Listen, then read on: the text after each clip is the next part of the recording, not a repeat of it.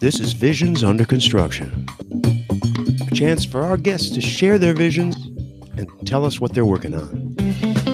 For their continued support, we would like to thank Simwood, straight-talking, forward-thinking telecoms.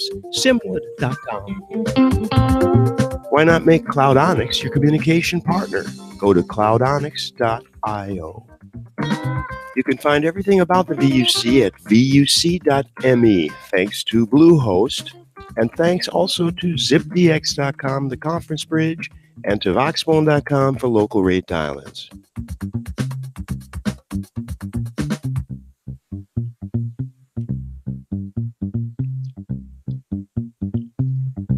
And you know what? I did not get it perfectly right.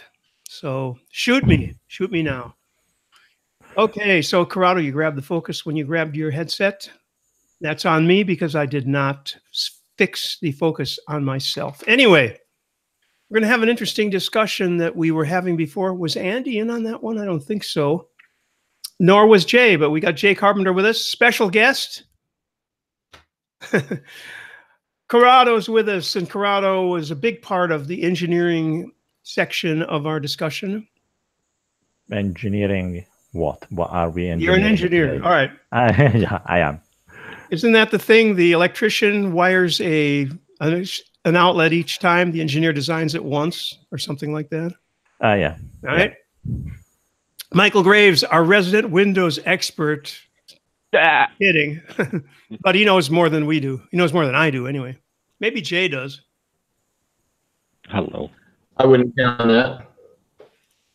I haven't touched Windows other than on my wife's laptop. And that's how this business all started, actually, because she was having some trouble with an HDMI adapter. Anyway, before I get into all that, which was solved, by the way, I want to mention one thing. We're going to be talking about who needs what computer, but you know what? There's one word. It's an S word that is probably the primary focus of all of these discussions. And you know what that S word is? Does anyone know? Smartphones. Support. Support. I have been talking to a registrar, Gandhi, if anybody wants to know, for 6 hours trying to get a simple error on their end fixed. Anyway, besides that, what I'm saying is, Michael, for example, Michael's got a Pixel. It's got a problem. It's out of warranty. I had a problem on a 3-year-old way out of warranty OnePlus One. We got it fixed, shipped back and forth, UPS for 30 euros total. It was a broken USB. It's a very common fault in smartphones. Michael, tell us about your woes, support woes. Well, Google basically sucks at support, and that's, you know, they'll point you to forums. The forums are not staffed. The forums are populated by enthusiasts whose principal reason for being there is that they have the time, and they cost Google nothing. And they dispense sort of prepared answers as if you were talking to a tier 1 support person.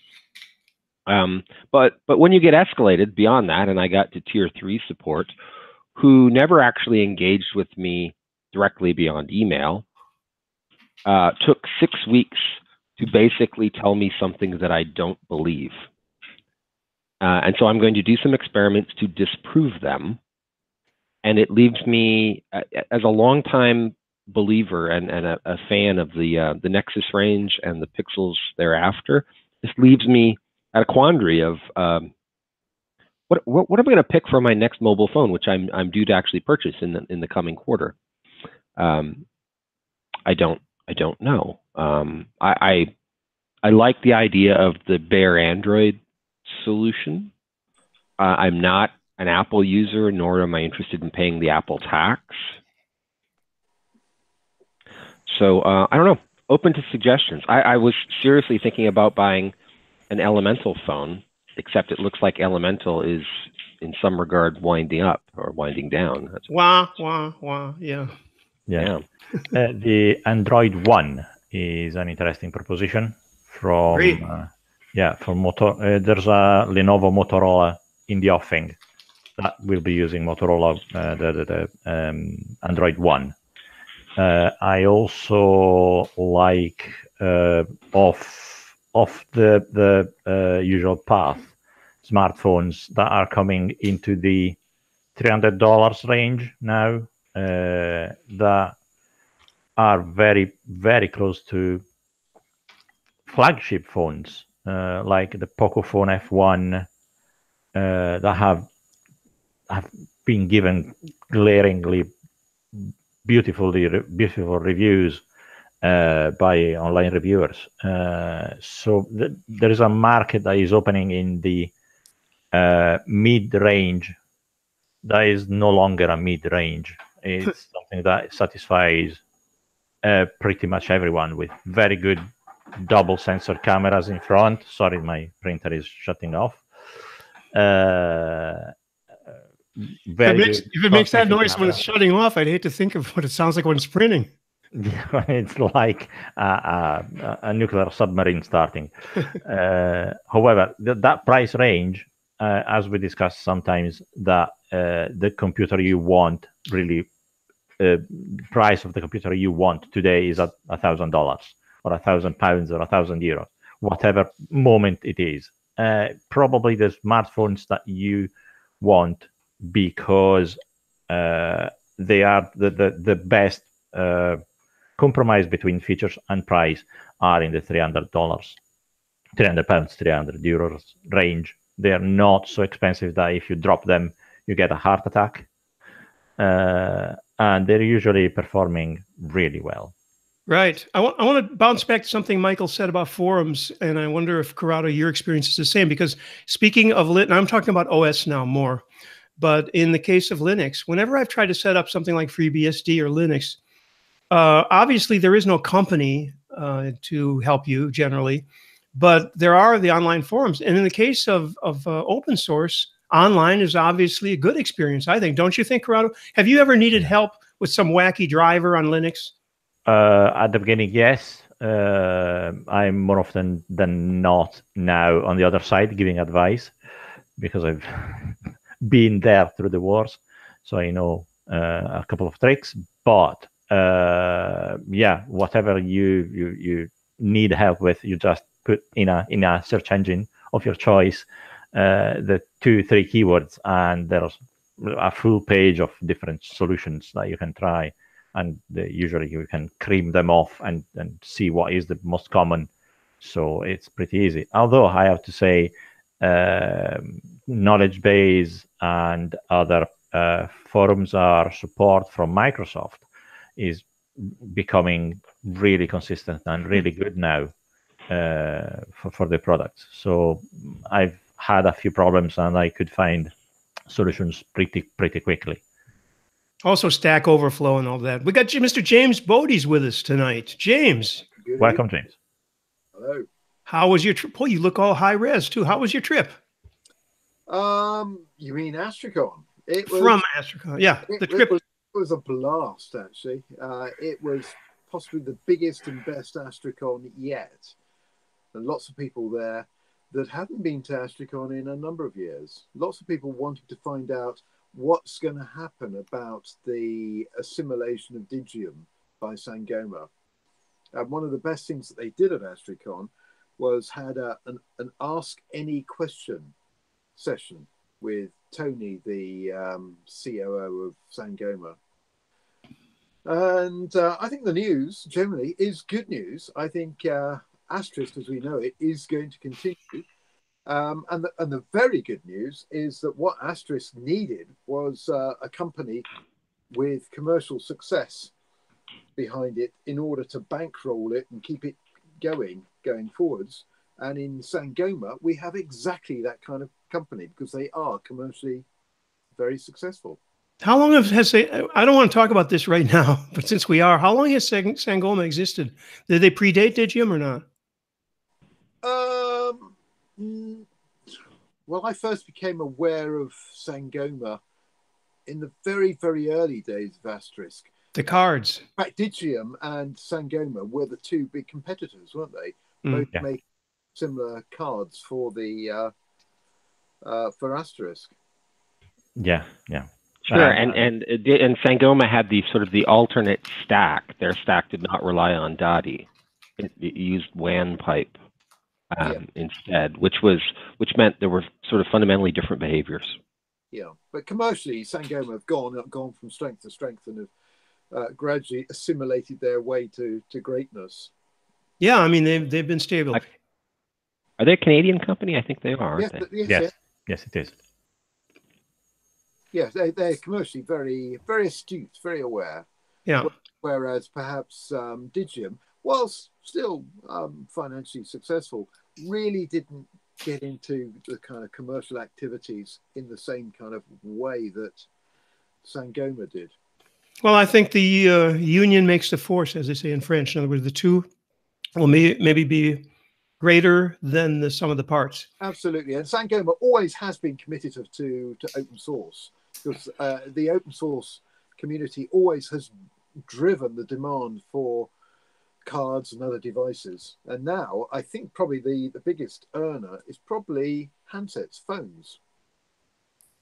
Right. Well, I would like to thank Sangoma for their continued support in the VUC that actually doesn't exist yet, but it may.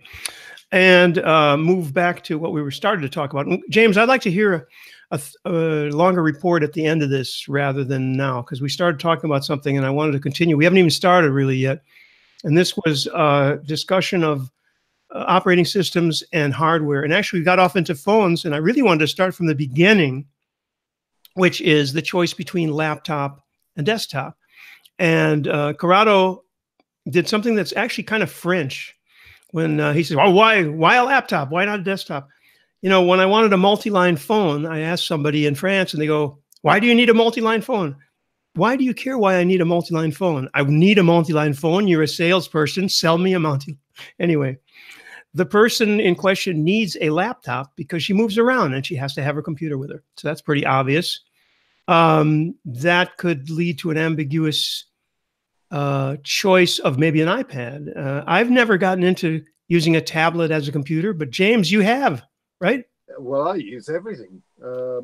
My main laptop at the moment is an Apple MacBook Air, because I just enjoy it. But having said that, I mean, the latest generation of ultra slim Apple devices, I am less comfortable with, mainly because of their lack of interfaces.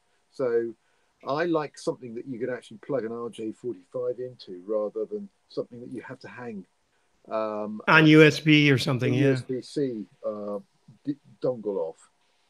So a particular good value are the high-end Chromebooks at this moment in time. They're incredibly good value for money.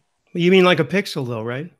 Well, I probably wouldn't go for the branded Pixel, but for the HP or some of the other.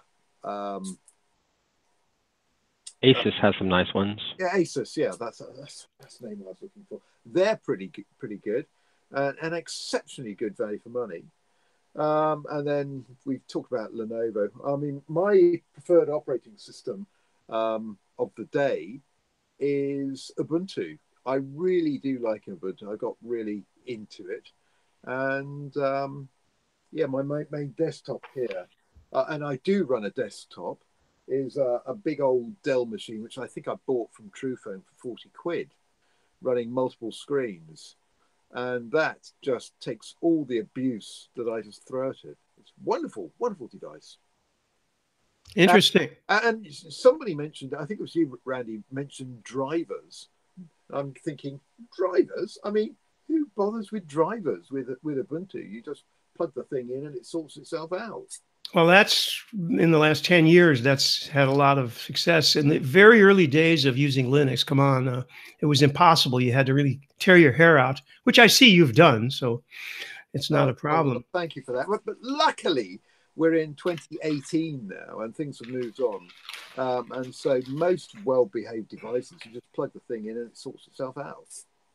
Well, that's true. And of course, that was plug and play. Windows was supposed to do that, and Mac was supposed to just work. Those are both partially true anyway. I would like to get Jay in on this because, Jay, it'd be interesting to know what your day-to-day is on equipment, not necessarily just OS, but what hardware are you using? And and the support that you've experienced and the luck with the hardware or software? So my day-to-day computer is a MacBook Pro, but I'm also building and networking Raspberry Pi using things like IPFS, and I teach a class at a local university, and my students are building blockchains on Raspberry Pis that are networked together and basically creates a peer-to-peer network. So I'm really, really interested in you know, the small board computers and networking them together so that you basically have a, you know, a constellation of these computers that are working together and sharing different resources and projects and everything else, including sensors and IoT. So we're actually looking at tying some IoT devices using blockchain and then doing some cybersecurity hacks on it. But so that's what I spend most of my day doing. I've recently gotten into Docker. I'm pretty impressed with Docker, where basically you can containerize pretty much anything and you can run pretty much anything if you want to experiment with different operating systems and so forth. So that's what I'm up to. That's the mischief I'm up to. Actually, James, you're talking about the driver I mentioned with my wife's PC and the HDMI problem. Is that what you meant when it was in wire? When I said driver, were you referring to that? Or that was just a general reference to the fact that we don't have to worry about drivers anymore? Yes, it's a general reference. Because what happened, if I can explain this as fast as I can, the other day is that she needs HDMI out and VGA out sometimes for older projectors. And everything works, you know, there's 4 positions: solo laptop screen, solo projector, extended desktop, and clone. And what she needs is the clone. It's the only thing that didn't work. And I tried everything, and I did pull all my hair out. You see it's still standing up because I was pulling so hard on it. It drove me nuts. I tried every possible variable. I thought the HDMI converter wasn't working. And what happened in the end is that there's a little tiny thing on the Windows taskbar that shows you when USB stuff's connected and so on. And that has all of the, you know, Windows update and all that crap. And it's this thing called Intel HD Graphics. I've never touched it before, never needed to. Clicked on it. There's literally, by the way, a 6-tier menu when you click on it. Settings, something else, something else, something else, something else. Well, I think clone. You explained the problem there. You said Windows, didn't you? Yeah. Well, anyway, the point is Windows. It's just not cutting the James, you're being summarily unhelpful. 80% of the computer users in the world can't be simply flagrantly wrong all the time. Well, they could. Yeah, I hear what you're saying. Your argument is that quantity has a quality all of its own, but I don't want to drive around in a Ford. I prefer to drive around in something a little bit sexier. Oh, boy. But so before we go too far down that path, James. Yes, Mr. MacBook Pro user. Yeah, why don't you use Microsoft Windows? Well, I do from time to time. I just have had so many, you know, challenging experiences over the years. It's hard to get back into Windows, but I do understand that it's gotten better over the years. And you know, I like Linux. So the flexibility, as you expressed with Ubuntu and Linux operating systems, is so much more appealing to me. So. And every now and again, you have to use a Windows application, but I've become quite adept at getting these to run either on Mac OS or Ubuntu. So those 1 or 2 applications that are must-haves end up being not a problem. I guess well, that's kind of the fun thing about Docker. Is you can throw up a Docker container and pretty much run whatever you want. So, and you can create your own containers, which I'm pretty interested in at this point. But I do have an overall question that's related and might be of interest for us to talk about a little bit regarding the support, if we're interested in pursuing that for a minute. Yeah, let's Is that cool? So it seems like sometime back, maybe 4 or 5 years ago, there was sort of a whole bunch of initiatives to provide like dial-up online support where you could video conference with somebody and they could, take over your computer and you could dial in experts and things like that. And that sort of seemed to fade away. I'm just wondering if anybody uses that type of service, if you've got any recommendations, because just yesterday I was up against a Linux problem that I was spending a lot of time researching, going through Stack Overflow and all other sorts of resources. And then I called up a friend that I knew was an expert, and he fixed it in like 30 seconds. So, it seems to me that there might be an opportunity for one of these basically dial-up support services, dial an expert, basically. Does anybody know of anything like that? I don't think there is a commercial. Where is that echo coming from? That's coming from Jay. Okay. If there is a commercial opportunity there, because there is so much help around, that is quite probably not competitive. By the way, back after a power cut. If I really need to run a Windows application, I prefer to run a Windows operating system in a virtual machine, whatever operating system I'm using. So it's in its native environment. I've tried Wine on Linux, but it's not always compatible. There are a few rough edges. Again, it's pretty easy and more economical, in fact, to run a virtual machine with. I think I have an application that does that. Don't remember the name of that, but it's the one from Oracle.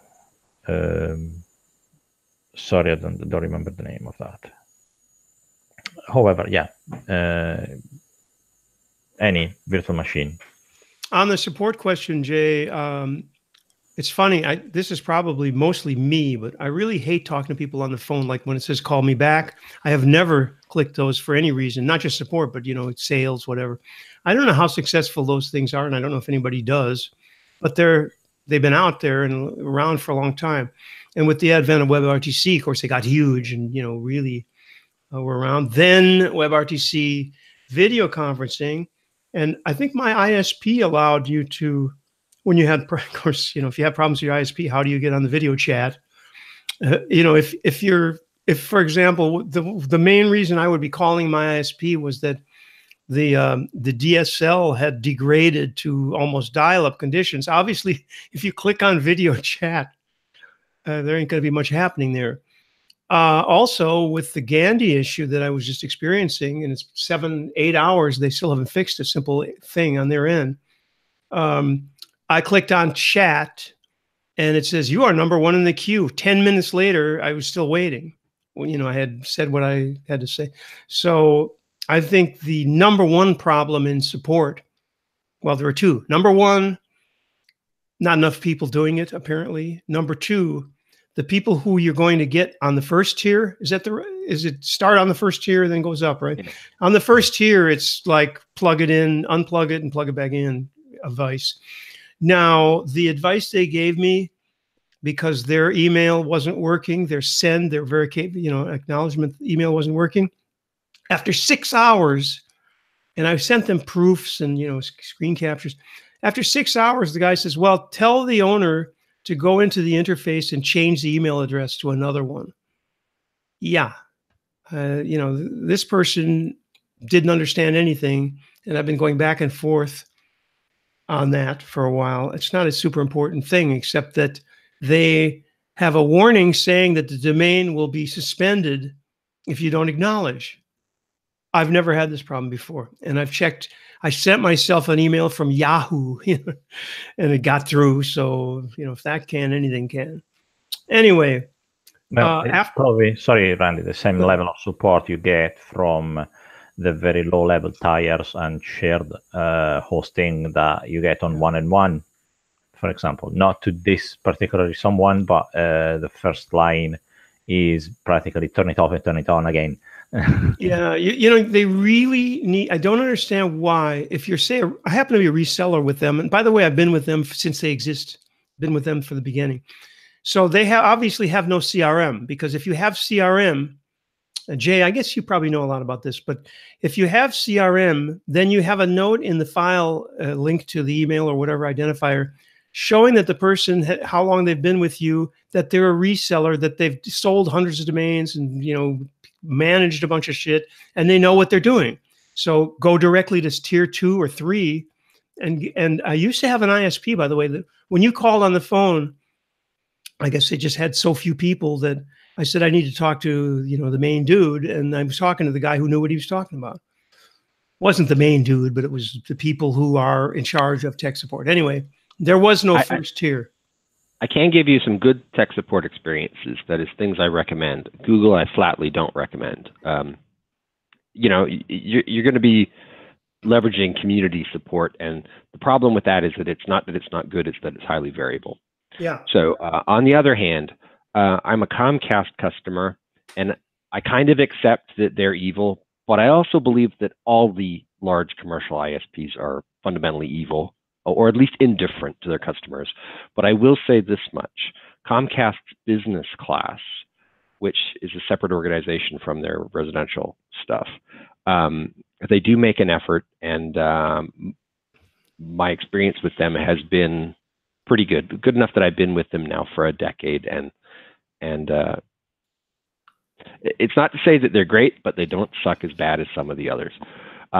And the other thing that I've been really happy with, which I sort of only recently come to realize, is Lenovo. Lenovo's tech support has been very, very good. I've had this Lenovo laptop. It's the first Lenovo computer I bought for 5 years now, and I bought some accessories, and I had one fail, and they were brilliant. They were really easy to deal with. It was wonderful. Can't complain. I didn't even buy an extended warranty or anything. But to extend what you're saying about Comcast Pro or whatever it's called, business, how many of you have Google Apps paid Google accounts? Anybody? No. None? No one? James? No. James, look at you trying to talk. Yeah, our company actually pay for Google. And have you had occasion to have support? Never, because perhaps I'm lucky, but it all just works, and perhaps we're at a level where we can work out how most things work. We're not. None of us are complete numpty beginners. Yeah. So we have never ever had recourse to go for any kind of customer support. But that, James, that's not so much knowledge as luck, because a lot of people have suddenly found an account suspended, including apps or problems. Anyway, I had a billing problem, for example. That can happen to anybody. So I have had occasion to get support on Google Apps for a couple of things. I call it Google Apps. It's G Suite now. This week it's G Suite. Next week it'll be G String. I don't know what they're doing, but they're whatever. But you do get quick support. In the early days, it was like Authenticator, where you would click a thing and they'd give you a code and you had to phone in, give the code. It's real complicated. Anyway, now you email somebody, they send you, first you get an automatic ACK.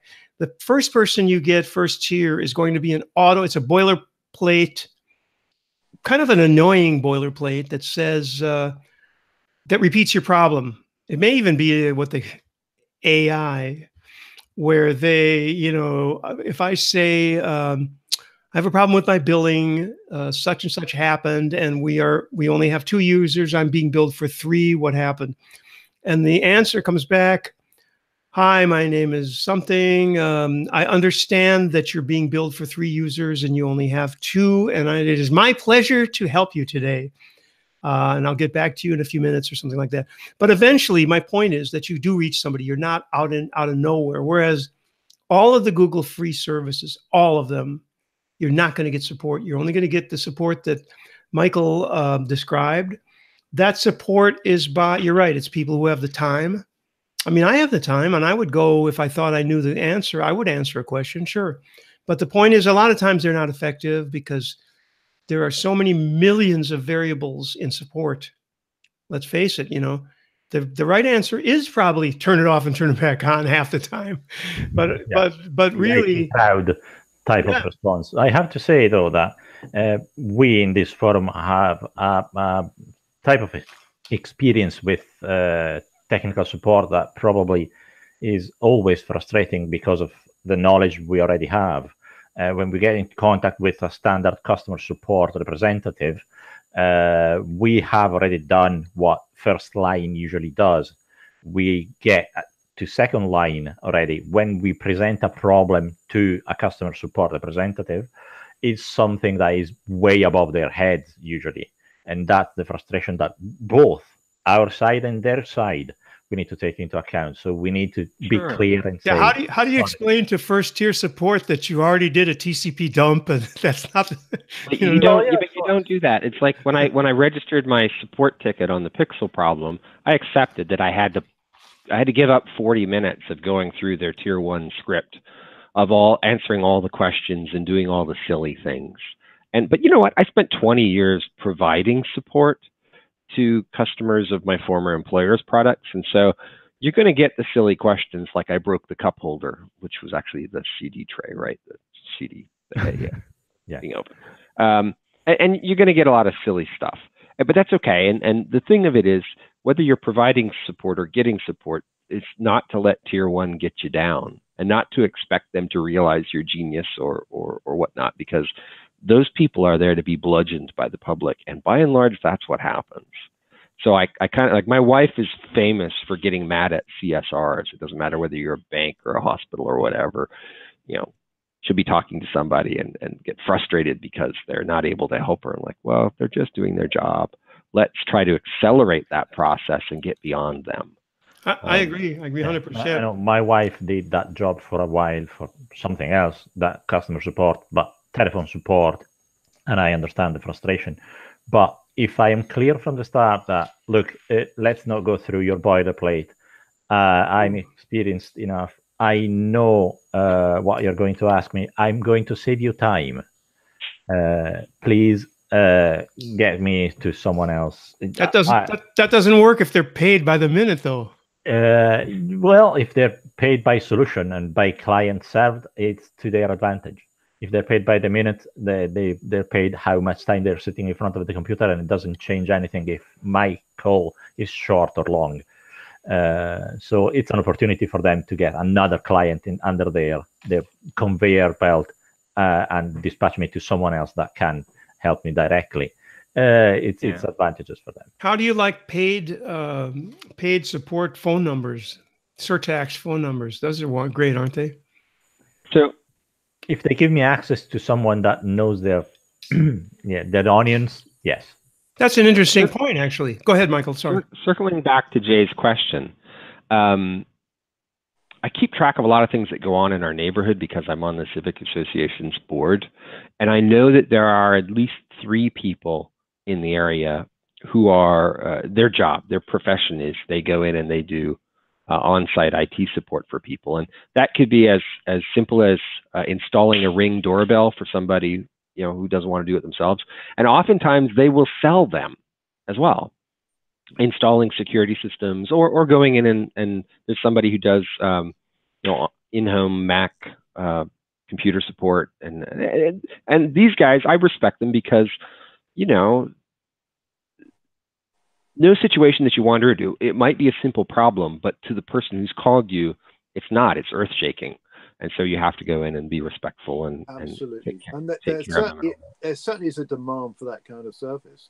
My dear darling son, now 19, second year undergraduate engineer, seems to have carved out a niche for himself here in the local community, particularly with ladies of a certain age who seem to be totally incapable of driving their computer. And so he, over the summer holiday, he made quite a lucrative little kind of side activity of sorting out all the IT that I didn't want to do. I tend to get a lot of phone calls. Here, you know about these things. Here's a stupid question. I get very, very cross about it. I lack patience. But my son is very good at it, and his clientele appear to be extremely happy. So that's James, excellent. You go in public with an array of devices at your back, like a Fritzbox and a Dell computer there. Oh yeah. So people falling know off. that you have those devices, and oh, you have one of these. Can you help me with that? I have a Fritzbox. This is the decked one, which I bought off eBay for about a tenner. I couldn't resist it. On that subject, well, we were talking about Raspberry Pis. These days, I think we all wander around with a Raspberry Pi and battery pack in our backpacks. But recently, I've started carrying one of these around me everywhere I go, which is a Microtik. This particular one is Microtik or Microtik. This is an RB 2011, and it's a router, a very capable wireless router. But what makes it extremely useful is that it has quite a powerful processor and quite a lot of memory, and it's able to run virtual machines on the router. So it's kind of like one step up from running around with a Raspberry Pi in your bag. This thing, it can do just about everything a Raspberry Pi can do, but with the benefit of this one particular one has got 5 gig Ether ports, 5 10100 ports, and comprehensive wireless networking as well. So it's kind of like a Raspberry Pi on steroids with more memory and a slightly more processing power. Oh, and it has a little LCD touch panel on the top, and all for less than £100. And if I'm not mistaken, someone has hacked them to mine cryptocurrencies. Yeah, they were hacked, but if you No, not hacked in sense violated, but someone has literally bolted on a number of virtual machines into their routers to run. Yeah, and it's great in terms of value for money for the hardware. It's just unbelievably good value. James, how do you mess with that? You telnet in or something? I mean, how do you do? What's the interface? Yeah, standard way of setting these things up is to SSH in, but there's a web interface. There are multiple ways in. There's another way where you use their little application. It's a Windows application, but it runs on Linux and Mac, and you can configure it through that as well. The advantage of using that application is that will work even when the IP networking is completely mucked up. It runs at level 2, so you don't need an IP addressing set up for it. How is it talking to the unit then? At Mac level. Oh, at Mac. Interesting. I didn't even know that existed. Yeah. So incredibly flexible, incredibly powerful. And I really became aware of this to Klook on this year when the indomitable Fred, remember Prince Fred from Uganda, gave a bit of a tutorial on how to put FreeSwitch onto a Microtik router. And I took one with me. I had a spare one. I took it with me just so I could do that. And having done that, I thought, well, hold on. If you can put FreeSwitch on one of these things and run it, you can do just about anything. And since then, I've been putting a whole raft of different things on there. So successfully running Debian virtual machines. And the advantage is that if you have that in your home network is always on. It's something you have to have on all the time. So It's already there. Absolutely right. And it's got enough grunt there to run the router-os, so all the router stuff, in addition to whatever applications you want to put on the edge on top of it.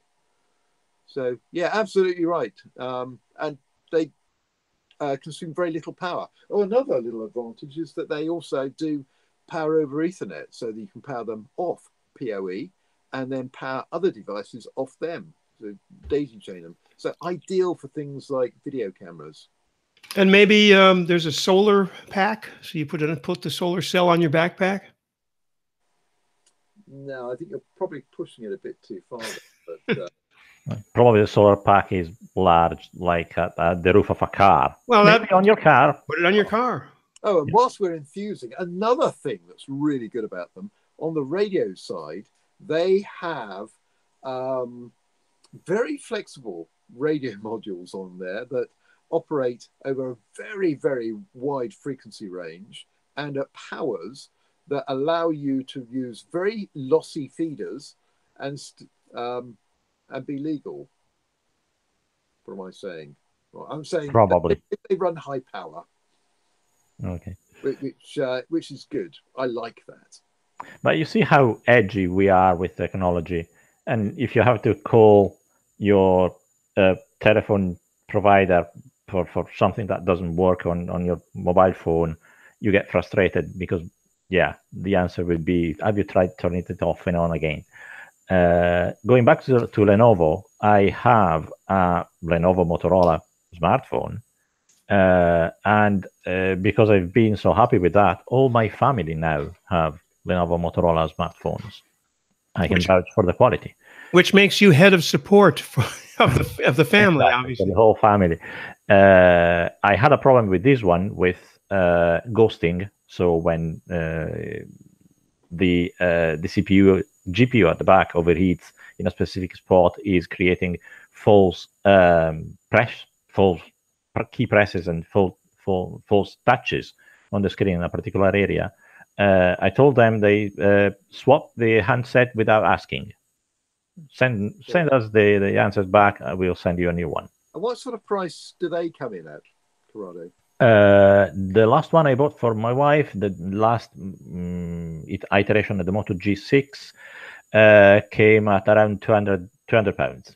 And I guess that's the sweet spot for these kind of mid-range, but hugely capable handsets. The G6, so as far as I can see, and my wife is really happy with, because she's trigger happy with pictures, does extremely good pictures with AI and the blur effect. So pretty capable, yes. Is that one that Randy's got in his hand? Is that a G6? It's I think it is a G6. Paid $239 for it in the US. Yeah, that's not even 200 pounds. And does that support Google Fi? It does. In fact, that's why I bought it. However, I quit Google Fi immediately because it's not a value for me. It would be if I was traveling constantly, but it's really not of interest.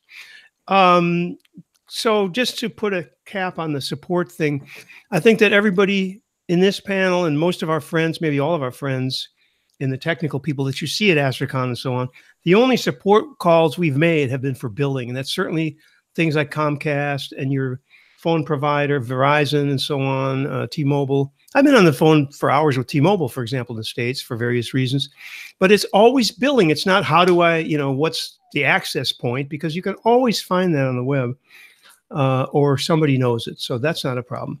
How many Corrados can we have at once? That's a riddle. The power flickering. One other thing to close up the conversation on support. I will say this: we also see Geek Squad, and now I don't know how helpful they are, but we see Geek Squad running around, and I think for the kind of products that you get at a Best Buy, and that sort of does narrow things down a bit. They seem to be effective, but they also say to me, this is a non-technical household when I see a Geek Squad. Yeah, I mean, there's no uncle, cousin, nephew, niece who's capable of doing that. I think the first year of support actually is family anyway and friends, right? Yeah, well, I get reserve the right to ridicule my neighbor who gets Geek Squad. He should ask me first. Yeah, I don't want to be tech support for everybody. A friend of mine did not have a phone. He has the internet. He's on it, but he's not on it like any of us or even close. And he had to get a mobile phone for some reason. And he went through an absolute nightmare. And he chose a friend who took them to I don't know, Verizon, T-Mobile, whatever the store was, AT&T, and they got him fixed up with a thing. This is a guy who, like me, never talks on the phone, doesn't text that much. They got him on some kind of $70 a month, you know, he doesn't even go out that much. So he really doesn't need it anyway. Long story short, it's unfortunate to have to depend on A, your friends, and B, the guy at the store whose interest is to sell you a really high price plan. Beyond the support issues, though, making the choice is pretty hard. And whenever my wife needs a computer, she knows nothing about CPU and disk. I had to explain to her the difference between the SSD, which in this day and age, as Michael pointed out when we were speaking the other day, you really want to have, if you're going to buy a laptop, get one with an SSD. The ones that we saw in the $400 to $500 range, even $400 to $600, let's say, they all had 128 gig SSDs and 1 terabyte hard drives. But you got to have that. So that's something that I think we would all agree on. Does anybody disagree that if you're going to buy a laptop, get it with an SSD? Does anyone want to say, no, that's a bad idea? Power and reliability and speed, they're all really good reasons for having SSD. Yeah. Further, if you have an older M2, laptop. No, SSD, the new standard, the fastest. Well, M2. They are M2R SSDs, but not even that then, because you can get M2 SATA. So you're talking about NVMe, which is the fastest. Yeah.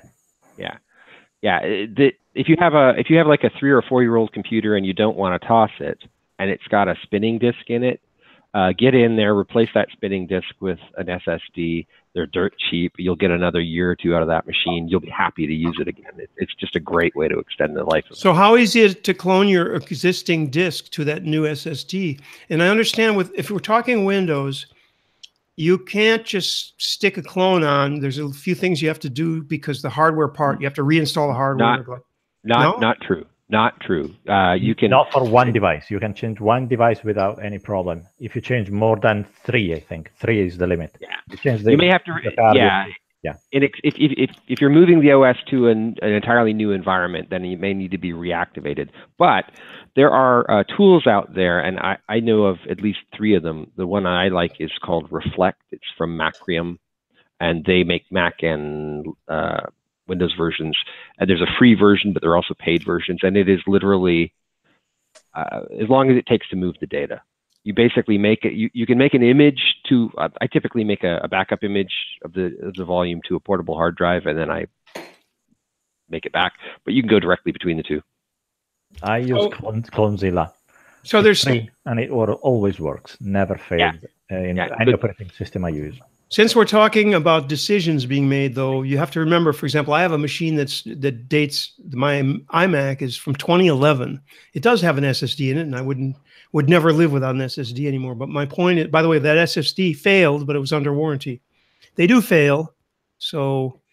Yeah, they have a shorter lifespan than a hard drive. That's why you probably want your operating system and your programs on an SSD and your data sitting on a spinning disk. Agreed. Good, very good tip. But what I was going to say is that when you are up, the general idea that was said by everybody is replace your hard drive with an SSD. That actually depends on the age of the rest of the hardware, because remember, you have a card or an interface on the motherboard that's talking to the drive. First of all, it may be too slow to, well, it won't be too slow to matter, but it may be too slow to take advantage of the drive. And second of all, it might burn out. And if we're talking laptops, this is, by the way, a terrible disadvantage of laptops is the ease of replacing compared to, say, a card burns out on your PC. You can replace it. You can also actually replace the motherboard if it's like a Windows type PC. I have done this many times. Motherboards are dirt cheap now, aren't they? I mean, even if you had to replace your motherboard, if your tower's good or whatever you have physically, that's not expensive. But in a laptop, you're dead. Let's be dead clear about this, though, because the minute you say Mac, you're not doing any of this, because they won't even sell you the parts anymore. Well, I didn't do it. You can do it. You can do it, but I'm talking about the iMac. If you're talking laptop, no, you can't touch anything in there. No, even the new ones. Even the iMacs now, you can't. You can't. And if you try to, Oh, right. Yeah. they've gone down the same path that John Deere has, where if you try to effect your own repairs, you actually need a special application to sign the system to allow the change to be made. You can brick your system simply, which is sort of very consumer unfriendly of Apple. But in the Linux world and in the Windows world, you can still do this sort of stuff. Certainly, everything that we've got here now, SSDs, and when you have a 256 gig SSDs in the $100 range, and you would need a very, very old laptop to not be able to swap it out with an SSD. It would basically have to have an IDE drive in it, and you're talking a machine 10 years old. Yeah, because even a SATA 2 type of device is a 1.5 gig per second transfer speed. SATA 3 is 3 gig or 6. I might be confused, but anyway, it's still better in the transfer rates on an SSD. And the other advantage of an SSD, it runs cooler, because hard drives, because they spin by attrition, exactly by that, they run hotter. So you're saving your laptop's power. It doesn't overheat, and so it's lasting longer because the thermal stress is less, and thermal dissipation is less. The fans have to run slower, can run slower, and so on. There are a number of advantages moving to a solid-state drive in a laptop. No, Extending the usability lifespan, it extends the lifespan, physical lifespan of the laptop itself. Quick question. Is anybody seeing anything interesting in ambient computing? what is that when it's at home having a beer? The only thing I've seen about ambient computing recently was that Chris Matthews' company, Computes.io, being bought by Magic Leap, and then Magic Leap had their event this past week. And but $2,500 for the creator set is a little beyond my budget, although there's just something wild, wild west about the way that thing looks. It looks so steampunk, it's not even funny. Remind us what ambient computing even is.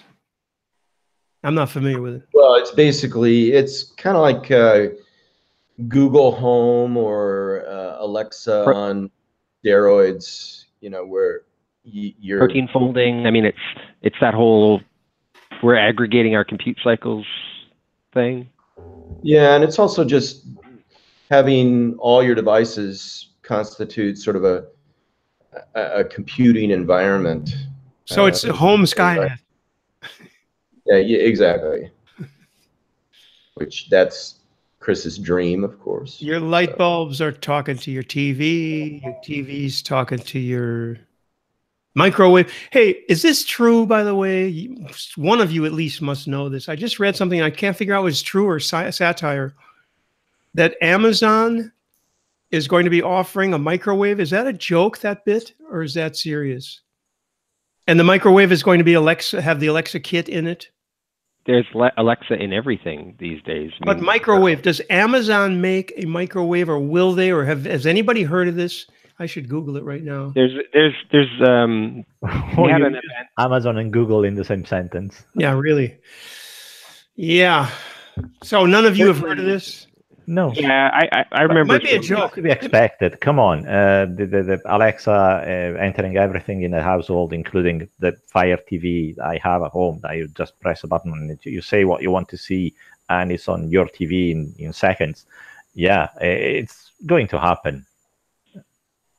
Yeah, that's what I mean by ambient computing, and I think the vision for a long time has been.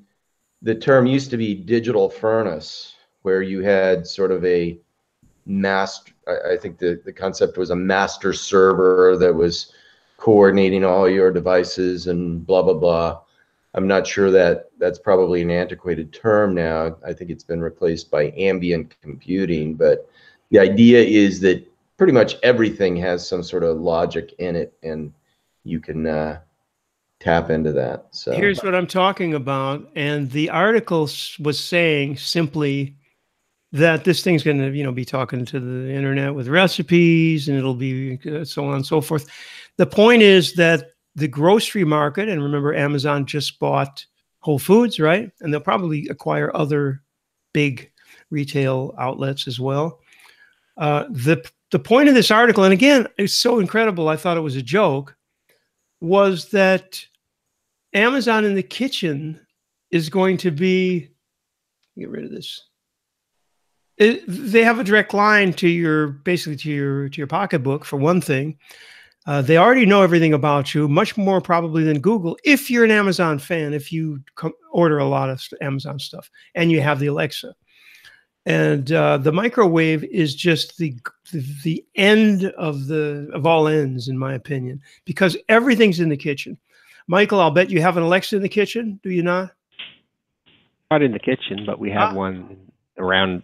Yeah, there's one in sort of one side of the house, one on the other side of the house. I think a lot of, well, you may be unique, not unique, but more special than some. I think a lot of people do have Amazon in the kitchen.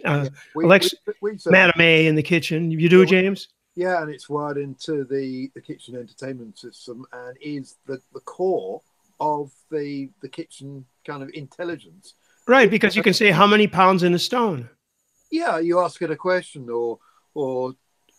or now Sophie uses it to call me for meals, because we use it like an intercom. Yeah, that's probably the most useful, yeah, useful function of it. Yeah. In my opinion.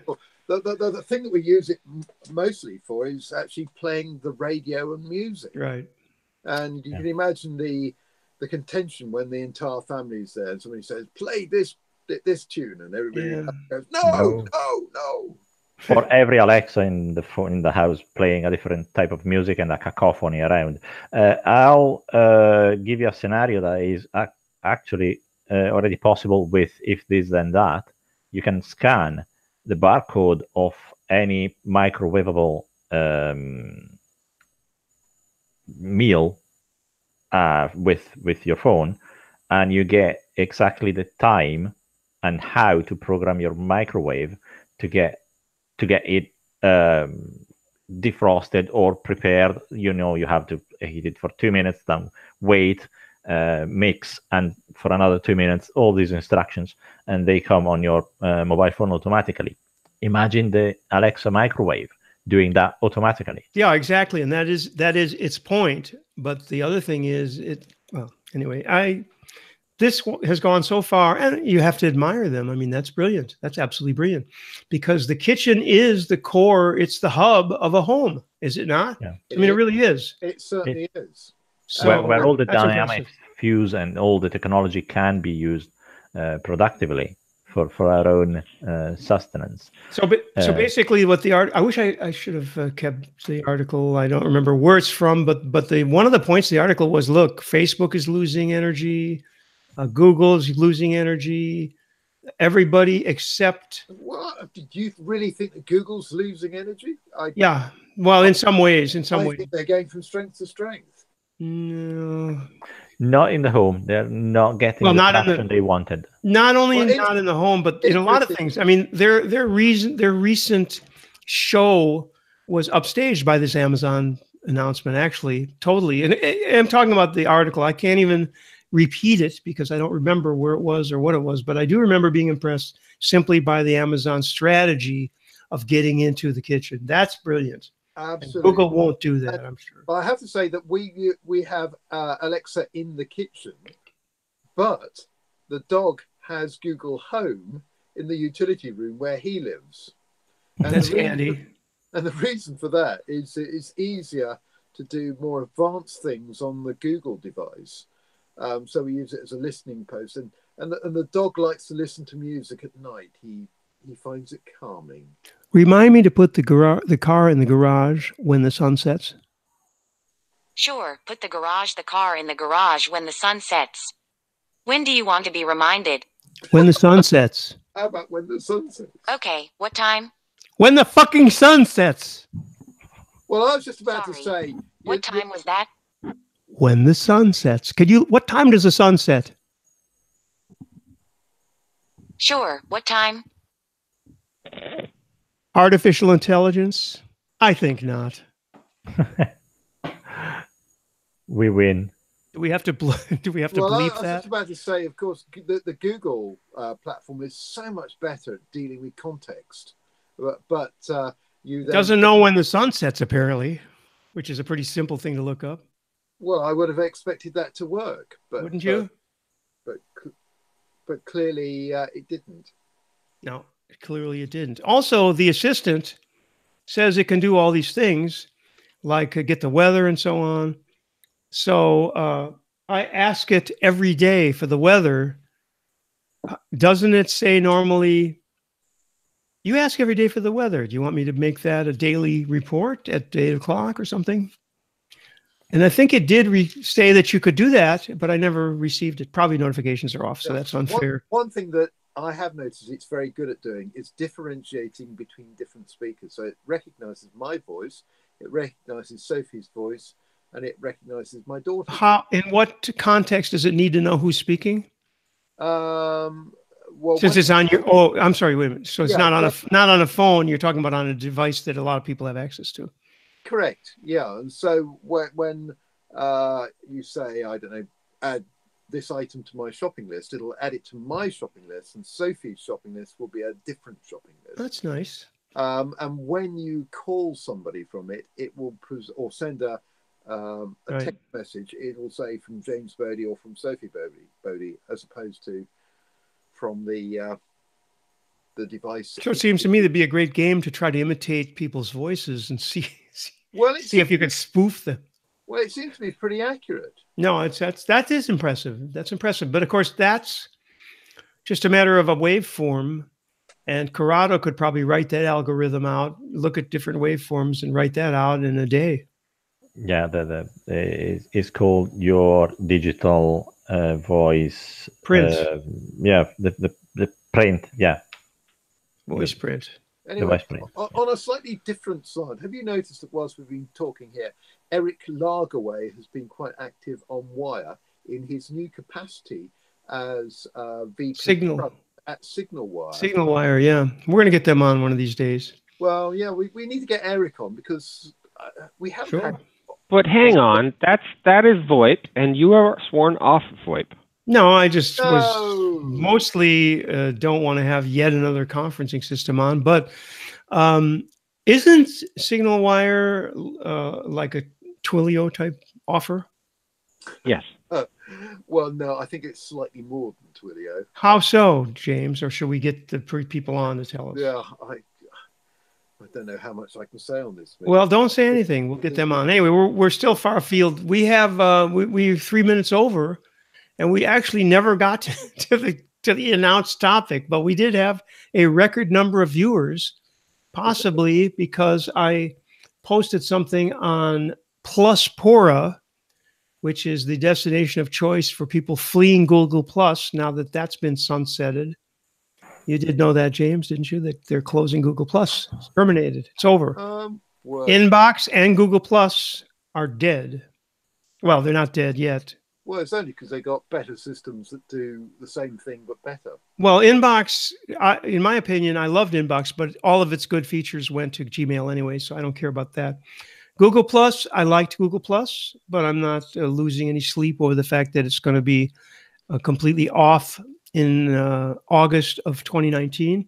But people are running to two different platforms.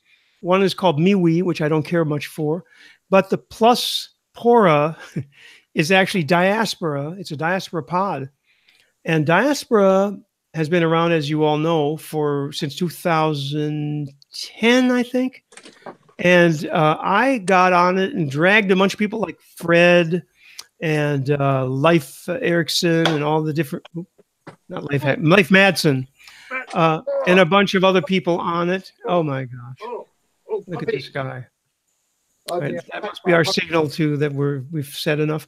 Anyway, we only barely scratched the surface on what I wanted to be an informative thing for a little more general population, which is the choice of computer. So we got real technical a couple of times, but I think the S word is the important thing, where you're going to get your support. So my piece of advice to people wouldn't be to go Windows or Mac, but it would be to go your peers, with people who you're able to ask advice to. If you have someone who knows Linux and you're attracted to it, that's fantastic. That happened to me. I had a coworker who very much knew Linux. I asked him for his choice of distro, and he gave it to me, and I started it. And so, of course, it fell upon him to help me when I needed help. And that's one of the things you want to do. If you've got people in your family, even distant family or good friends who know about Windows, then that would be a good choice. Windows, as Michael stated early on, is 80% of the world out there anyway. So there's a lot of stuff on it. It's great if you like it and you like that kind of thing. If your people are all on Mac, then Mac is the way to go. The only problem with Linux that I see is the same old problem of, if not everybody's on it, and let's face it, guys, there aren't that many people proportionally on it. You really need to know either how to get help, like be a real guru on Google or whatever your search engine is, or have people in your peers or family who know about it. Go ahead, James. Yeah, these days, being able to utilize Google is an essential skill, and absolutely, and you can find answers to just about any problem, but just by doing that. Or even just type in Stack Overflow and you start from there.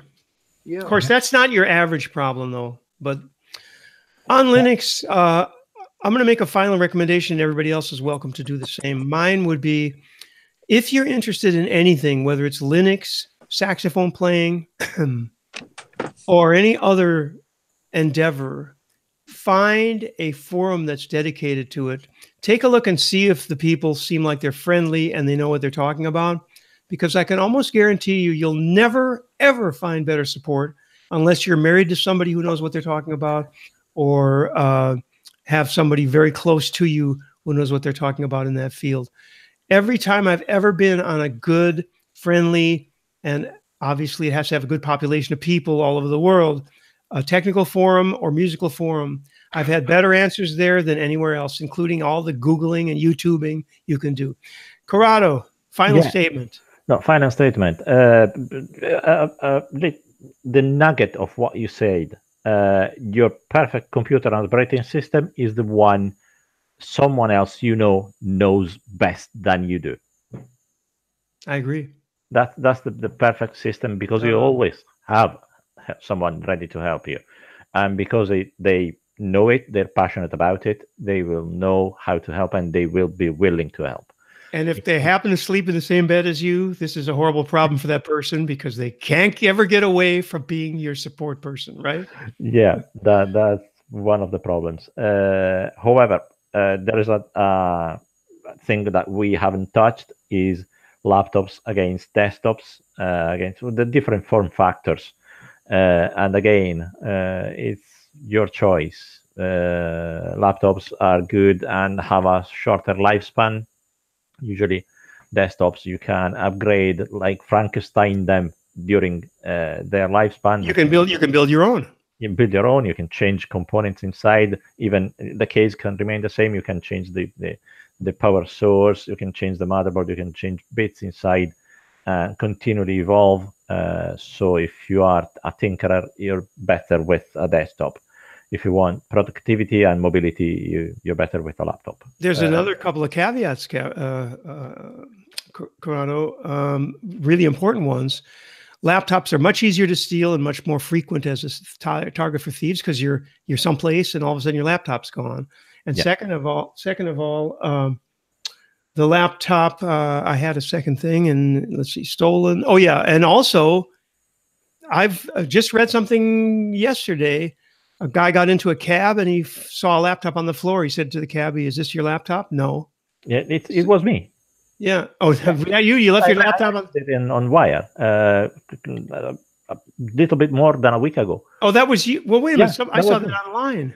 Yeah, on wire. Maybe that was you. All right, maybe that was you. That's hilarious. A week and more than a week ago, I jumped in a cab in Edinburgh. There was a laptop on the floor at the back, and I asked, funny. "Is that laptop yours?" Because possibly, sure, the cabbie is using a laptop. No, it's not. There's a laptop here. I don't know who's the owner. Okay, lost properties at the taxi rank, and they organized it. But again, not a small laptop, a substantial laptop, without a case, without anything, sitting there on the floor. That's funny that it was you. I didn't remember that. Sorry. I see so much stuff all day online. James, I was calling on you for a final statement about all this stuff. Yeah, you know what? I tend not to use a laptop at all these days. I'm using here an iPad Pro. Tablets. Yeah, because it's small and the other great thing about it is it's got LTE built into it with SoftSim. And you don't necessarily need support. Don't really need support. I don't mean you. I mean the general public doesn't really need support. There's a lot of great creativity. That I found is that because it's running Apple iOS, and because of the way iOS keeps everything in its own little sandbox, it tends to be a lot more reliable than a laptop, which I managed to crash things routinely, whereas the iPad Pro seems to be just about the most reliable device that I have. It just works. Yeah, often laptops are a compromise, just halfway between mobility and computational capability. If you need power and mobility, you possibly need a very powerful desktop with a double screen setup like mine with 228 inches and a double 8-core CPU and a number of mobile devices like a tablet or a phablet or a phone or a smartphone.